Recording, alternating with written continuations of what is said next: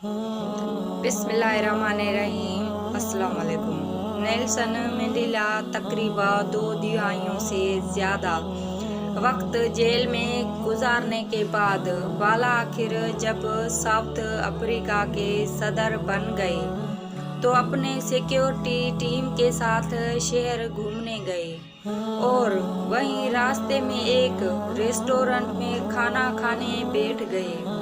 वहां उन्होंने एक आदमी को देखा जो अपना खाना आने का इंतजार कर रहा था। नेल्सन मंडेला ने अपने सिक्योरिटी अफसर से कहा कि उस शख्स से कहें अपना खाना लेकर हमारी मेज पर आ जाए और यहीं बैठकर हमारे साथ खाना खाए। वो शख्स आ गया। खाना खाने के दौरान उसके हाथ बुरी तरह कांप रहे थे।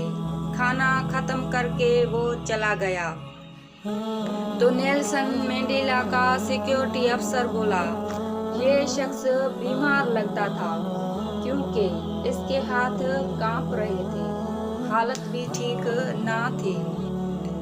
नेल्सन मंडेला ने जवाब दिया, नहीं, ये बीमार नहीं था बल्कि डरा हुआ था कि शायद मैं इसके साथ वही सुलूक करूंगा जो ये मेरे साथ जेल में करने का आदी था।